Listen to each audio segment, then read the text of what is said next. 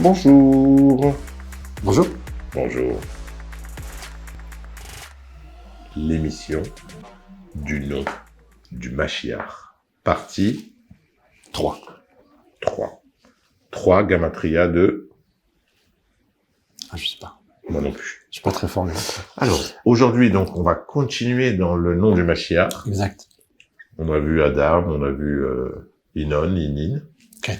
Alors, qu'est-ce qu'on va voir aujourd'hui? On continue avec Adam. Adam, ok. David, Mashiach, ce qu'on a expliqué là précédemment. Mhm. Sauf que là, on va essayer de révéler encore un autre message. Révélons un autre message. Exact. Adam, composé de combien de lettres? 3. 3. Parfait. Ah, tu vois, je t'ai dit 3. On avance. David. Épisode 3, 3 lettres, Gamatria de Gimel. Gimel qui veut dire Donner. donner. Exact. David, combien de lettres? 3. Non. 4. Oui. Oui, non. Dalet. Oui et non. Ah. Alors, comment t'écris David? Tu l'écris ou avec 3 ou avec 4 lettres? Comment t'écris Dalet? Vav, Dalet, ou Dalet, Vav, Yud, Dalet.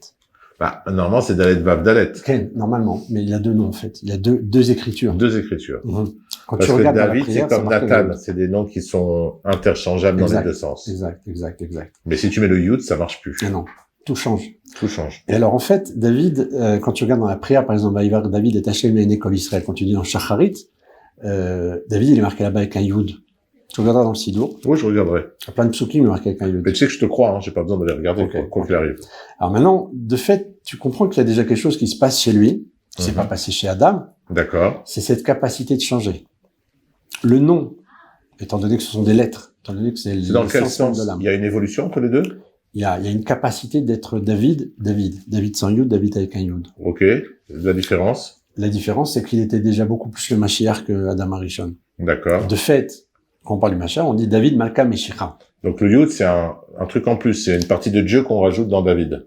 Exact. Ken. Le Yud et les lettres Alors, Yud et est-ce He qu'on- sont très importantes. Est-ce qu'on peut dire que le nom David sans le Yud, c'est un nom un peu vide? David. Ah, c'est beau. Ah, c'est profond. Ok, c'est bon, on passe. Continue. Alors donc, on a ici un message, c'est que de Adam qui a 3 lettres, je passe à David qui en a 3 ou 4. 4. Cette capacité On va de dire changer, 3 et demi. Une petite lettre. si tu veux. Ok. Je te le. Ok. J'accepte à ta demande. Et quand j'arrive au Mashiach, combien j'ai de lettres? Alors vas-y, parce que je sais pas l'écrire, moi. 4. 4. Mais 4. 4 pleines.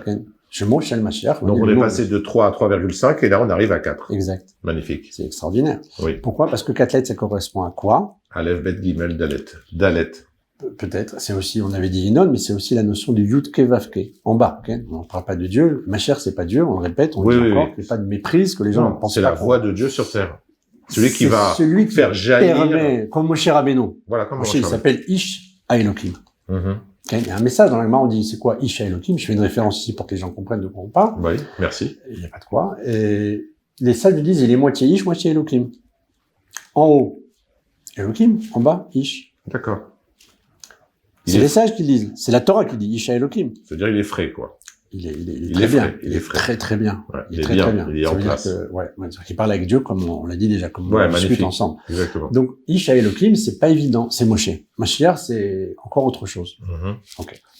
Donc maintenant, cette notion-là de Adam, David, Mashiach nous révèle encore un encore plus grand message que ce qu'on pourrait imaginer. Mhm. Il y a dans le nom de Yud Ke Vav Ke 4 lettres. Or, quand on parle de Sphirot, qu'on donne des références comme ça à diverses choses, il y a ce qu'on appelle une définition avec 3 lettres. On parle de Chesed, c'est Yud Ke Vav. Netzar, c'est Yud Vav Ke. Chaque Sphira correspond à un agencement de 3 lettres du nom de Dieu. Il n'y a jamais le dernier. D'accord. Le dernier, c'est Malchut d'ailleurs, la royauté. La royauté, c'est David. C'est Mashiach. Donc quand j'ai le Yud Ke Vav Ke, j'ai une perfection ici. J'ai 4 lettres. Ok. D'où le fait que Mashiach a 4 lettres, alors que David a tantôt 3, tantôt 4. Il y était presque, on va dire comme ça.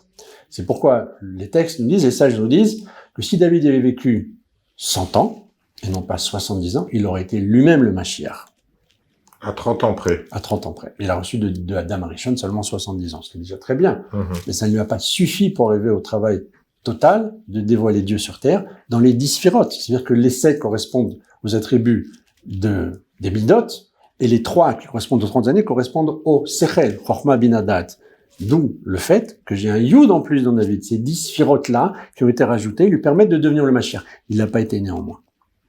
Le Mashiach, lui, aura cela. Ok, bah magnifique. C'est bon? Bah en fait, vaut mieux s'arrêter là pour qu'on ait le temps de Digérer. de comprendre un peu quoi, de réfléchir. Alors dites-vous bien que même si vous ne comprenez pas, votre Neshama comprend. Donc si vous écoutez pas pour vous, écoutez-le pour votre Neshama. Merci beaucoup C'est moi. et à bientôt. À bientôt, Fabrice. Au revoir.